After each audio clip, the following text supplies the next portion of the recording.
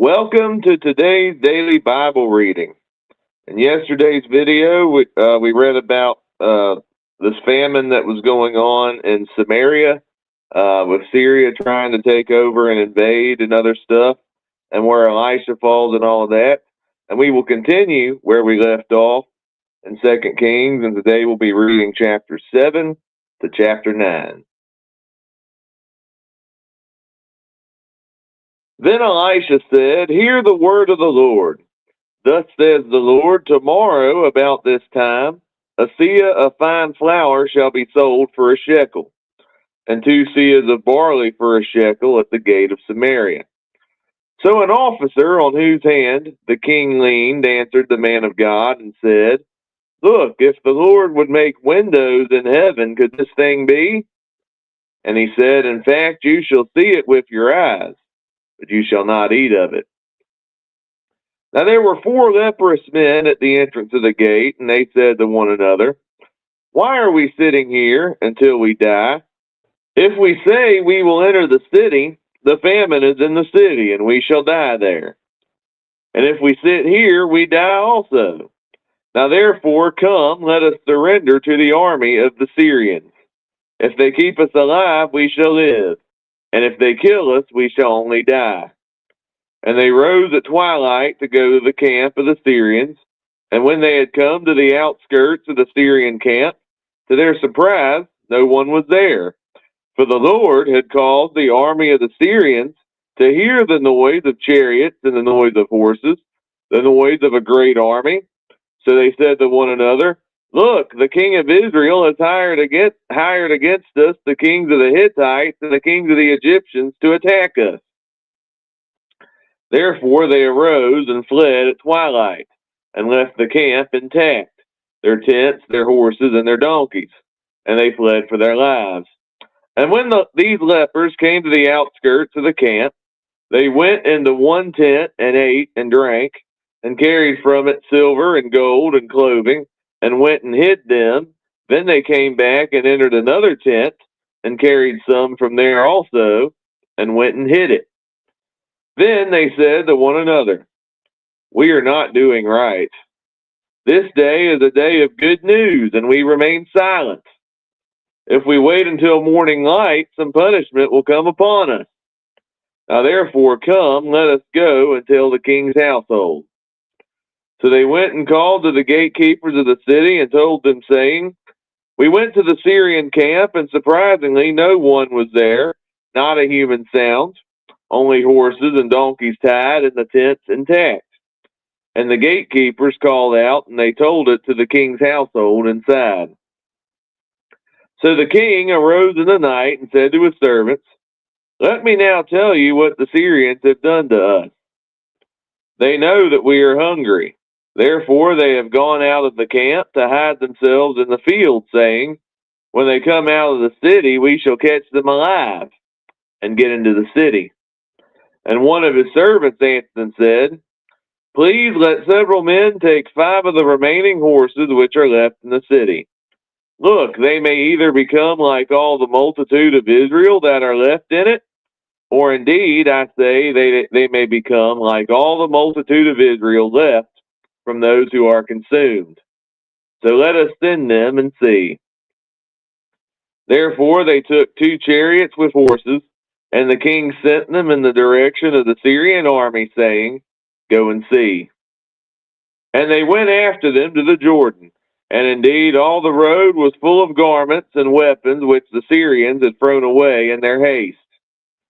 So the messengers returned and told the king. Then the people went out and plundered the tents of the Syrians. So a seah of fine flour was sold for a shekel, and 2 seahs of barley for a shekel, according to the word of the Lord. Now the king had appointed the officer on whose hand he leaned to have charge of the gate. But the people trampled him in the gate, and he died just as the man of God had said, who spoke when the king came down to him. So it happened just as the man of God had spoken to the king, saying, 2 seahs of barley for a shekel, and a seah of fine flour for a shekel shall be sold tomorrow about this time in the gate of Samaria. Then that officer had answered the man of God and said, Now look, if the Lord would make windows in heaven, could such a thing be? And he had said, In fact, you shall see it with your eyes, but you shall not eat of it. And so it happened to him, for the people trampled him in the gate, and he died. Then Elisha spoke to the woman whose son he had restored to life, saying, Arise and go, you and your household, and stay wherever you can, for the Lord has called for a famine. And furthermore, it will come upon this land for 7 years. So the woman arose and did according to the saying of the man of God, and she went with her household and dwelt in the land of the Philistines 7 years. It came to pass at the end of the 7 years that the woman returned from the land of the Philistines, and she went to make an appeal to the king for her house and for her land. Then the king talked with Gehazi, the servant of the man of God, saying, Tell me, please, all the great things Elisha has done. Now it happened, as he was telling the king how he had restored the dead to life, that there was the woman whose son he had restored to life, appealing to the king for her house and for her land. And Gehazi said, My lord, O king, this is the woman, and this is her son whom Elisha has restored to life. And when the king asked the woman, she told him. So the king appointed a certain officer for her, saying, Restore all that was hers, and all the proceeds of the field from the day that she left the land until now. Then Elisha went to Damascus, and Ben-Hadad, king of Syria, was sick. And it was told him, saying, The man of God has come here. And the king said to Hazael, Take a present in your hand, and go to meet the man of God, and inquire of the Lord by him, saying, Shall I recover from this disease? So Hazael went to meet him, and took a present with him of every good thing of Damascus, 40 camel loads, and he came and stood before him, and said, Your son Ben-Hadad, king of Syria, has sent me to you, saying, Shall I recover from this disease? And Elisha said to him, Go say to him, You shall certainly recover. However, the Lord has shown me that he will really die. Then he set his countenance in a stare until he was ashamed. And the man of God wept. And Hazael said, Why is my Lord weeping? He answered, Because I know the evil that you will do to the children of Israel.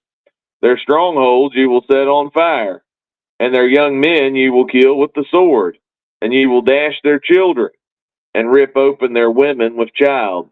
So Hazael said, But what is your servant, a dog, that he should do this gross thing? And Elisha answered, The Lord has shown me that you will become king over Syria.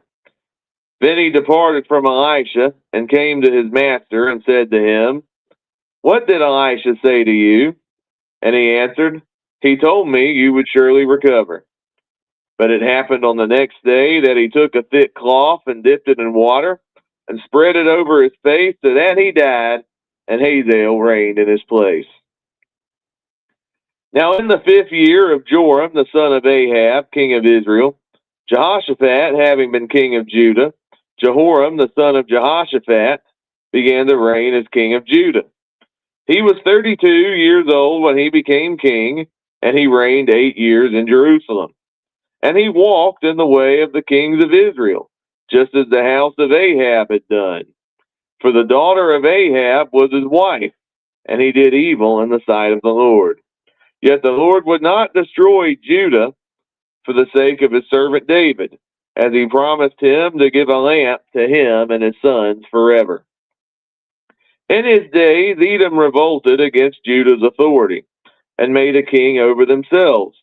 So Joram went to Zair, and all his chariots with him.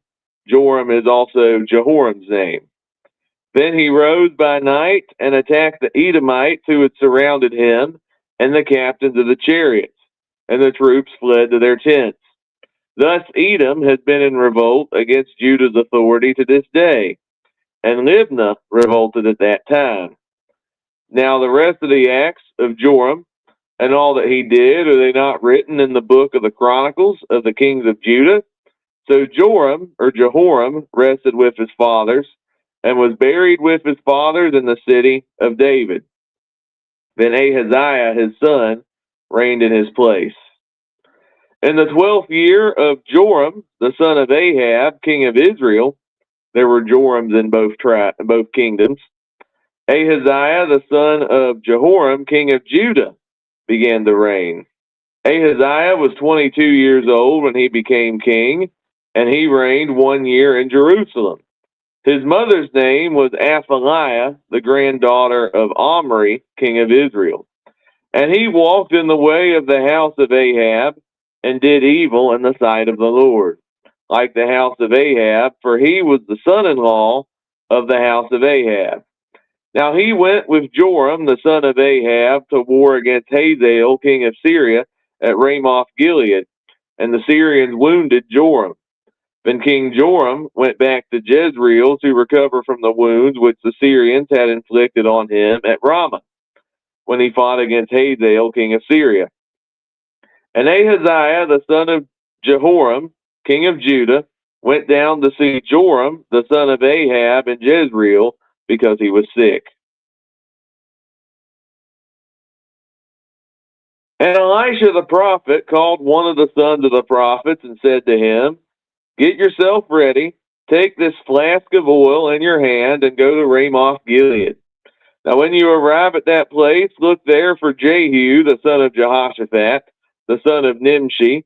Go in and make him rise up from among his associates, and take him to an inner room. Then take the flask of oil, and pour it on his head, and say, 'Thus it went to Ramoth Gilead.'" And when he arrived, there were the captains of the army sitting. And he said, "I have a message for you, commander." Jehu said, "For which one of us?" And he said, "For you, commander." Then he arose and went into the house, and he poured the oil on his head, and said to him, "Thus says the Lord God of Israel, I have anointed you king over the people of the Lord, over Israel. You shall strike down the house of Ahab your master, that I may avenge the blood of my servants, the prophets, and the blood of all the servants of the Lord at the hand of Jezebel. For the whole house of Ahab shall perish, and I will cut off from Ahab all the males in Israel, both bond and free. So I will make the house of Ahab like the house of Jeroboam, the son of Nebat, and like the house of Baasha, the son of Ahijah. The dogs shall eat Jezebel on the plot of ground at Jezreel, and there shall be none to bury her." And he opened the door and fled. Then Jehu came out to the servants of his master, and one said to him, "Is all well? Why did this madman come to you?" And he said to them, "You know the man and his babble." And they said, "A lie, tell us now." So he said, "Thus and thus he spoke to me, saying, 'Thus says the Lord, I have anointed you king over Israel.' Then each man hastened to take his garment and put it under him on the top of the steps, and they blew trumpets, saying, 'Jehu is king.' So Jehu, the son of Jehoshaphat, the son of Nimshi, conspired against Joram. Now Joram had been defending Ramoth Gilead, he and all Israel, against Hazael, king of Syria. But King Joram had returned to Jezreel to recover from the wounds which the Syrians had inflicted on him when he fought with Hazael, king of Syria. And Jehu said, "If you are so minded, let no one leave or escape from the city to go and tell it in Jezreel." So Jehu rode in a chariot and went to Jezreel, for Joram was laid up there, and Ahaziah, king of Judah, had come down to see Joram.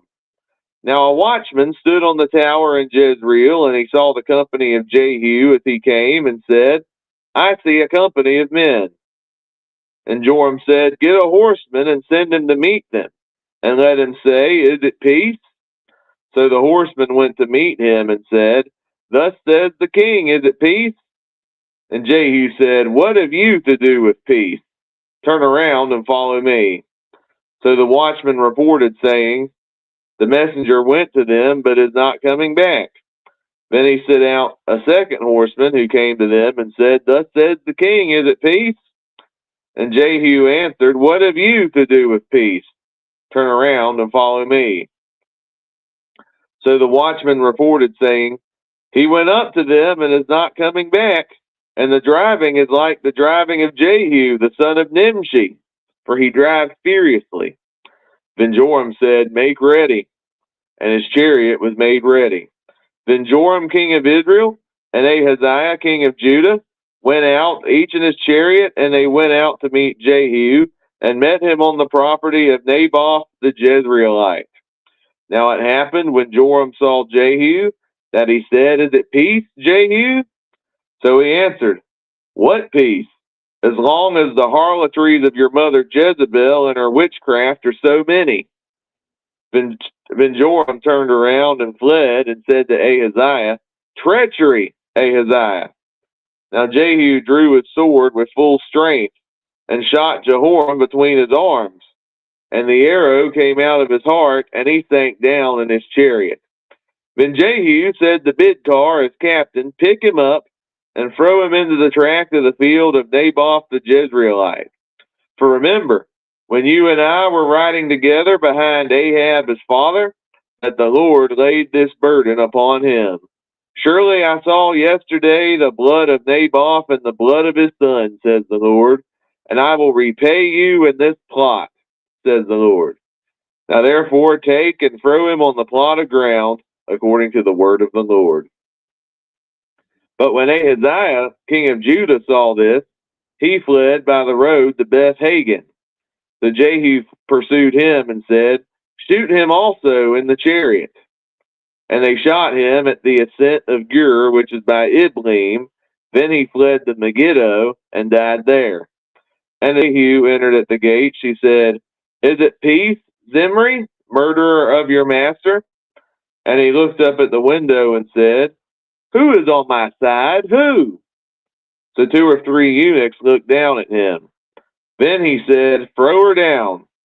So they threw her down, and some of the blood splattered on the wall and on the horses, and he trampled her underfoot. And when he had gone in, he ate and drank. Then he said, Go now, see to this accursed woman, and bury her, for she was a king's daughter. So they went to bury her, but they found no more of her than the skull and the feet and the palms of her hands.